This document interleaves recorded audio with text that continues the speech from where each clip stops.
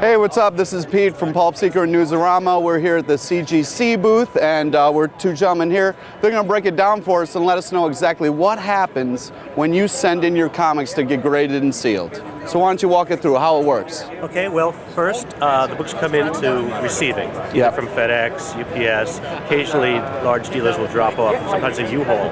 Oh, wow. Then it goes from receiving.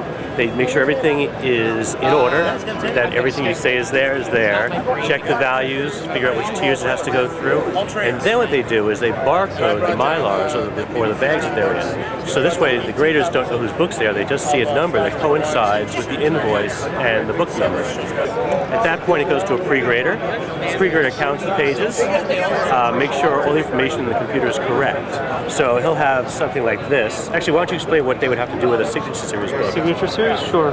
Basically, all the Signature Series books are witnessed by either a CGC employee or one of our authorized witnesses. They sign an 8-page contract with us, and they are basically good to witness autographs. And we only authenticate autographs that we witness. We don't do what sports cards might do or something where they have an authenticator who might make mistakes now and again. This way, it's foolproof. When it comes to a finalizer like Paul and myself, and we pick a grade, we put it in the computer, and then pull up their notes. And if all our grades match, great. Next book. Okay. If we're really far off, maybe there's a note in there, and it says 1-inch tear on 7th page. Since I didn't count the pages, I have to go in and reevaluate my grade. Or if there's nothing wrong, I'll hand it off to Paul if he hasn't seen the book, and I'll say, "What do you like?" And if his grade matches mine, we hit it in and move on. Okay.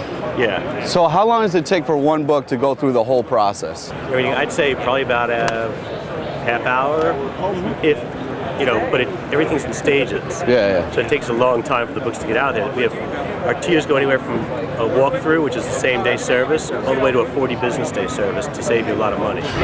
I've owned some of the top books in the world, whether it's the Flash 1 Mile High comics, Look at this guy, huh? Man, Jeez. Morphin 52 Mile High, plus, I've owned 2 Action 1s, but one ended up with Nicolas Cage, one ended up with Charlie Sheen.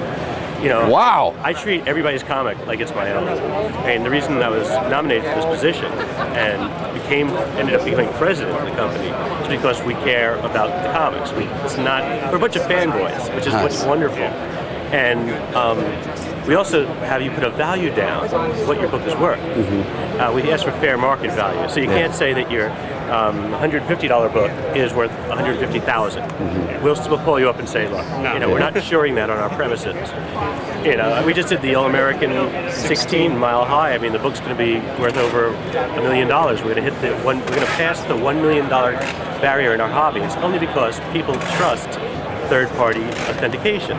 10 years ago, nobody would have paid $100,000 for a Silver Age comic book, and now we've broken the record of $100,000 with a Amazing Fantasy 15 first appearance of Spider-Man. Now talk a little bit about what's nice about getting your comic graded and sealed is if it's 9.8 now, that means 20 years from now, wherever they want to sell it or they can show it off, it still will be a 9.8. I mean, that's it really, seals your comic and grades it so that, whatever you want to do with it, either sell it or pass it down or whatever, that grade always stays. Talk a little bit about how important that is for a comic collector. So you need to also keep it in a cool place, not in the attic, or else all the pages will turn to dust. Yeah, I had 2 books from the Mile High collection where all the pages are white. And this guy, Burl, kept it in the attic in Texas. Yeah. So when I bought the book, I paid less than guide for it because all the pages were brown. And what's also bad is if your temperature goes up and down. That's worse than just being in 70 degrees. Because if it changes, the paper has actual, water in it. It's a tree. It's born to die. So if you don't treat it well, it will die. But when you said about being in the same condition in 20 years, this will be if you don't do anything to it. But just like if it was a Mylar or anything else, if you're walking around New York City and you drop it on the ground and this thing cracks, you know, all bets are off. I mean, you might have damaged the comic, whether it's an envelope or our holder. If you play frisbee with it. Yeah. I mean, obviously you got to. It's not bulletproof and you can't eat off it, but pretty much it'll stay in pristine condition. Well, Greg Manning Auctions actually had a flood when we first opened, and every raw book got ruined, and only 10% of the CGC books got ruined. It's not 100% airtight, but it can stay in water for a little bit. Okay. So they were so happy that they started certifying everything. Wow. Thank you guys so much for talking with us. I feel a lot safer about sending my comics. So send them all in. We can make I definitely. I will. I appreciate it, guys.